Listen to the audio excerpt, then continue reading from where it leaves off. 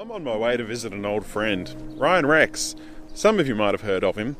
He's from way back in the days. He started out drones for many of us, especially here in Tasmania. He was a massive inspiration.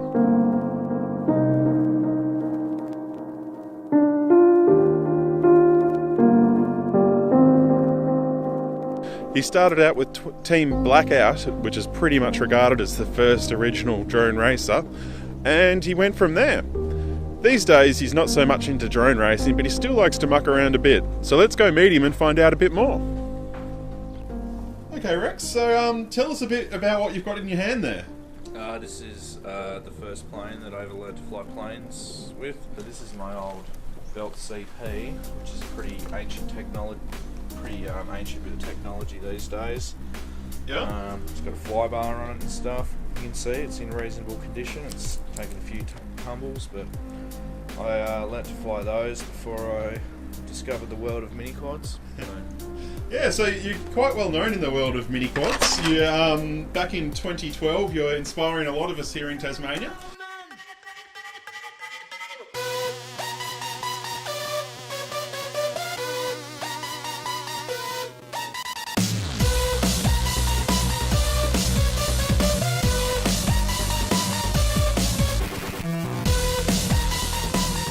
And you came out from the Blackout team, which was quite a famous aircraft back in the day. So Yeah. How did you get started with the Blackout guys? I actually was flying. I made my own tiny whoop, just out of an old Walker UFO or something like that, and I was flying those around parks and whizzing through cars and under cars and stuff. And Blackout actually got in touch with me and asked me if I'd like to try his frames out. So he sent me a bunch of stuff, and just pretty much went off from there. And yeah. Yeah. So which Blackout frame did you start with? I just started with just a regular 5-inch frame, and they didn't really change that much. Even now, this is still my weapon of choice as far as mini quads go, except this one's got slightly extended arms on it, so I can have 6-inch props. Do you remember what the equipment on it was when you first started? Oh yeah, it was like I used to fly with a multi-wee 8-bit board and stuff, and flew amazingly well. Actually, it probably still feels fine now. This is probably got maybe the earlier version of Clean Flight on it or something like that, and if it's not broken, don't fix it. So I still have really big heavy motors and everything, but I really like the power output on these things. They're nice and fast. So almost look like Cobras. Nah, not quite. They're Blackout 2208s. 2208s? Tiger motors. Yeah, okay, nice. RC Tiger, cool. And from there, we also then move over to a slightly larger aircraft over here. Yeah, so this is my 330, which was kindly hydrographic by a bloke over in America. Can't remember his name though. Or AWS Quads, I think. Yeah. And yeah, so this was my weapon of choice for a very long time. Still like it. Very fast. So what was the top speed that you got on that one? Oh, I got it to 150 once. Had a bit of wind on my back though. But yeah. 150 kilometres an hour, that's not too bad. Yeah, well nobody else had even come close to that at the time. So that was a world record back at the time you did it? Yeah, it didn't last long though, of course. It's good to see other people getting really fast with other stuff these days. But the series is quite a heavy quad with a GoPro on it and a big battery and everything, and full OSD system. Yeah, OSD system, so you don't see that too often on the racing mini quads these days. No, an old easy OSD. Works fine though for my purposes, and as far as I can remember, this thing still flies quite nicely. Yeah, so cool. I don't think it'll change much. So these days you're heavily into your planes. Yeah, so I haven't really flown mini quads for quite a long time now. I know, it's kind of, I think it was a bit cooler when nobody knew about it, but you know, we all move on to other things. And at the moment, well, this has been this is a Zephyr 2 from Right Wing. It's been my weapon of choice for a couple of years now.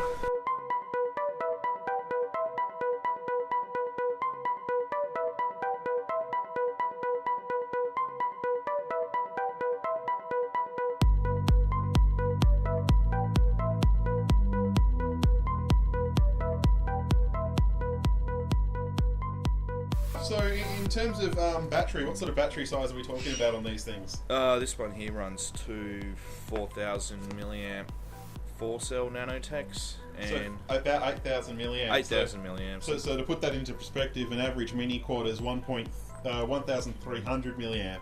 Yeah. So it's significantly larger battery size than the average mini quad. Yeah, but the mini quads pull as many amps as what this thing here will pull 80 amps at full speed. And that's just from one motor. So that's from one motor, but that's a much bigger motor with a much bigger ESC, and that's travelling at about 180 kilometres per hour as well. So you can get quite a bit of speed out of these machines. Oh yeah, it'll go vertically at incredible speeds as well, and it'll stay in the air without gliding for 45 minutes, not a problem.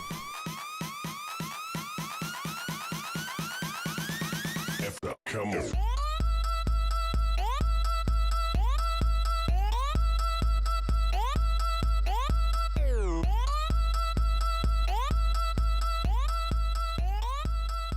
So, Ryan, can you tell us a bit about the controller there? I see that it's a Turnigy 9XR. It is, and I've had this thing for many, many years now. And now, it seems to have something attached to the back here. Oh yeah, I run Dragon Link on everything. Yep. I used to be sponsored by Dragon Link, and they used to send me plenty of stuff for free, so why not use it?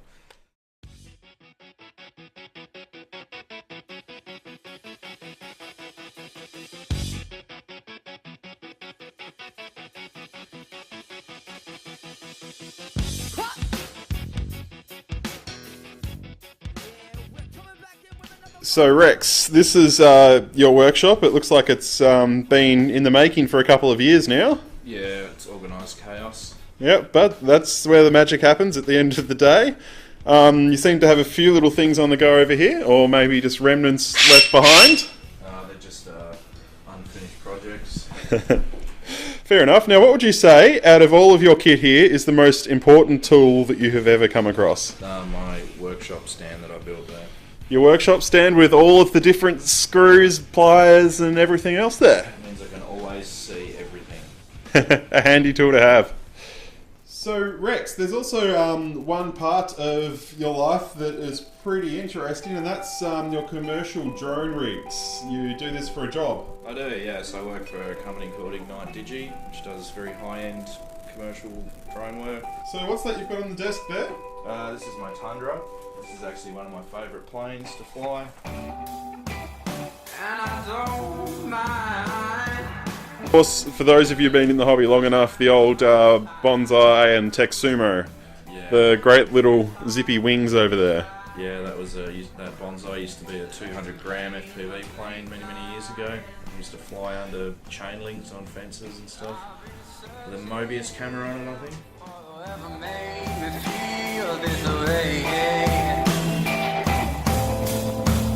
I'm not like